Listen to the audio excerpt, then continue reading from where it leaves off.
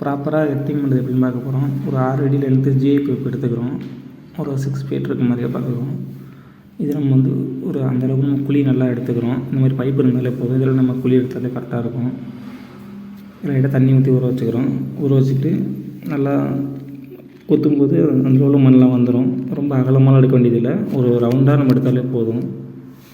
மரம்பு செஞ்சுக்கிட்டே இருக்கும்போது அந்த மண்ணெல்லாம் வெளியில் எடுத்துடலாம். நான் உங்கள் சைட்டில் பண்ண வீடியோ உங்களுக்கு எடுத்து போட்டுக்கிட்டு இருக்கேன். உங்களுக்கு ஏதாவது டவுட்னா கமெண்ட் பண்ணுங்கள். அதுக்கப்புறம் பைப்பு நம்ம விட்டு பார்க்கலாம் ஜிஐ பைப் எவ்வளோ இருக்குதுன்னு. 6 ஃபீட்டு இறங்குனதும் உங்களுக்கு ஓகே தான். ஓகே 6 ஃபீட் வரையும் நம்ம குழி எடுத்தாச்சு. நான் வீடியோ உங்களுக்கு கட் பண்ணி போடுறேன். அதில் உங்களுக்கு டக்குன்னு வருது. அதுக்கப்புறம் நம்ம காப்பர் கம்பி எடுத்து அதில் நம்ம ஃபுல்லாக சுற்றிக்கிறோம். நம்ம மேலே மட்டும் கொடுத்தோம்னா கம்பி கட் ஆனால் கூட நமக்கு எர்த்திங் கிடைக்காது. அதனால் கம்பி ஜிஐ ஃபுல்லாகவே நம்ம காப்பர் கம்பி சுற்றிக்கிறோம். அலுமினிய கம்பி போட்டோம்னா அது வந்து கொஞ்சம் நல்லா கட்டாக கூட வாய்ப்பு இருக்குது. அதனால் நம்ம காப்பர் கம்பி தான் யூஸ் பண்ணுவோம். நல்லா கம்பி ஃபுல்லாகவே நம்ம நல்லா சுற்றிக்கணும். சுற்றிக்கிட்டு அதுக்கப்புறம் மேலே ஒரு இடத்துல ஃபுல்லாக இறங்கின அப்புறம் அந்த இடத்துல மறுபடியும் ஒரு சின்ன காப்பர் கம்பி போட்டு நல்லா கட்டிக்கிறோம். ஏன்னா லூஸ் ஆகிடக்கூடாது. நல்லா ஃபுல்லாக நல்லா கையில் சுற்றிட்டு நல்லா டைட் பண்ணிக்கிறோம். டைட் பண்ணிவிட்டு அதுக்குள்ளே நம்ம இறக்கிற வேண்டியதான். நல்லா டைட் பண்ணிக்கணும். கொஞ்சம் லூஸாக இருந்தால் கூட நமக்கு எர்த்திங் கரெக்டாக கிடைக்காது. எர்த்திங் நம்ம வீட்டில் கரெக்டாக இருந்தால் நமக்கு எக்யூப்மெண்ட்ஸ்லாம் கொஞ்சம் லைஃப் வரும். நமக்கு கொஞ்சம் ஷாக் அடிக்காமல் இருக்கும். நிறையா இருக்குது.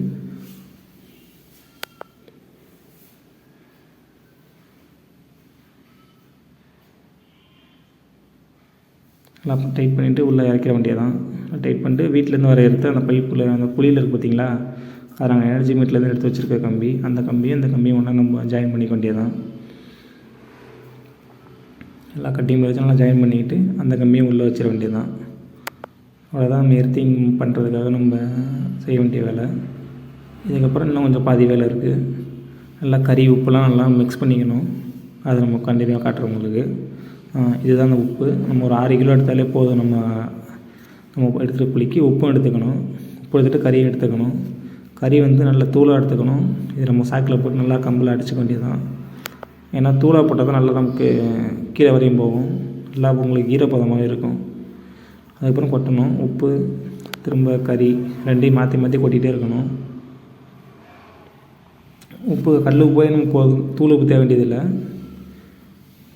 உப்பும் கறியும் போட்டோம்னா கொஞ்சம் ஈரப்பதம் அதிகமாக இருக்குது. நல்லது போடுறோம். இல்லைனா எர்த்து கெமிக்கல் இருக்குது, அதை நம்ம யூஸ் பண்ணுறோன்னா பண்ணிக்கலாம். அது அமௌண்ட்டு கொஞ்சம் அதிகமாக இருக்கும். அதனால் நம்ம இதுவே நம்ம யூஸ் பண்ணிக்கலாம். இது மாதிரி ரெண்டையும் மாற்றி மாற்றி போடணும். ஒரு 3 கிலோ உப்பு போட்ட அப்புறம் கொஞ்சோண்டு ஜல்லி உள்ளே கொட்டிக்கிறோம். ஒரு வெயிட் மட்டும் கொட்டிக்கலாம். இது மாதிரி ஃபுல்லாக முடிச்சுட்டு மறுபடியும் மேலேயும் நம்ம இது மாதிரி ஜல்லி கொட்டிட்டு தண்ணி கொஞ்சம் ஊற்றி வச்சுக்க வேண்டியதான். அவ்வளோதான், எர்த்திங் முடிஞ்சிச்சு. இதுக்கப்புறம் நம்ம மீட்டர் வச்சு நம்ம செக் பண்ணலாம். உங்களுக்கு நான் காட்டுறேன் எப்படின்னு. மல்டிமீட்டர் வந்து நல்ல கம்பெனியாக வாங்கிக்கோங்க. அதுக்கு நமக்கு இம்ப்ராப்பராக இருந்தால் கூட நமக்கு கரெக்டாக நமக்கு அவுட்புட் வராது. அதில் இப்போ நம்ம செக் பண்ணலாம். அதில் வந்து வோல்டேஜ் மோடில் வச்சுக்கோங்க. ஏசி வோல்டேஜில் வச்சுக்கோங்க. டிசியில் வச்சிடாதீங்க. ஏசியில் வச்சுட்டு இப்போ நம்ம 2 பின்னு வச்சு பார்க்கலாம். ஃபேஸு நியூட்ரல் வச்சு பார்க்கலாம். ஃபஸ்ட்டு ஈவிலேருந்து எப்படி இருக்குன்னு பார்க்கலாம். எர்த்திங் அதில் ஈவிலேருந்து வர்றது 196 வோல்டேஜ் வருது. இது வெயில் காலம் கம்மியாக தான் வரும். நம்ம அடிச்சிருக்க எர்த்துக்கும் பேஸுக்கும் வச்சு பார்த்தோம்னா 202 வோல்டேஜ் இருக்குது. ஓகேவா, கரெக்டாக தான் இருக்குது. எர்த்து டு நியூட்ரலும் 5 வோல்டேஜ் தான் வருது. ஓகே, 5 வோல்டேஜ் வரையும் அக்செப்ட் பண்ணிக்கலாம். அதுவே அவ்வளோதான் எர்த்திங் நம்ம வோல்டேஜ் செக் பண்ணிவிட்டு வோல்டேஜ் நம்ம 230 வருதுனாலே ஓகே தான். பேஸ் டூ எர்த்து வச்சவங்க 230 வந்துட்டாலும் ஓகே தான். அதுக்கப்புறம் நம்ம அந்த எர்த்து பைப்பில் நம்ம தண்ணி ஊற்றும் போது அங்கே எர்த்தில் பைப்பில் சுற்றி இருக்கிற காப்பர் கம்பியும் வீட்டில் இருக்கிற காப்பர் கம்பியும் ரெண்டுமே ஜாயிண்ட் ஆகான்னு பார்த்துட்டு தான் தண்ணி ஊற்றணும். ஒருவேளை கட்டாக இருந்தாலும் நமக்கு வந்து இண்டக்ஷன் ஆக வாய்ப்பு இருக்குது. ஏன்னா வீட்டுக்குள்ளேருந்து ஏதாச்சும் எக்யூப்மெண்ட் ஃபெயிலியர் இருந்தால் அந்த எர்த்து வழியாக தான் நமக்கு ரிட்டன் இங்கே வரும். அதுமாதிரி வரும்போது நமக்கு ஷாக் அடிக்க வாய்ப்பு இருக்குது. அதனால் மெயின் பவர் ஆஃப் பண்ணிவிட்டு ஊற்றலாம். இல்லைனா நம்ம அந்த பைப்பில் நம்ம செக் பண்ணிவிட்டு தான் ஊற்றணும். அதனால் தண்ணி ஊற்றும்போது சேஃபாக ஊற்றுங்க.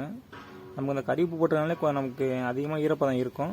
நம்ம எக்ஸ்ட்ரா எதுவும் வேணும் தண்ணி ஊற்றணும் அப்படின்னா சொல்கிறேன். இந்த மாதிரி பண்ணிட்டு தான் செய்யணும். ஓகேவா, உங்களுக்கு நாங்கள் செய்கிற வேலையில் ஏதாச்சும் டவுட் இருந்தால் சொல்லுங்கள். நாங்கள் செய்கிற வேலை தப்பாக இருந்தாலும் சொல்லுங்கள். நீங்கள் சொல்கிற வச்சா நமக்கு அடுத்தடுத்து நாங்கள் வீடியோ போட முடியும்.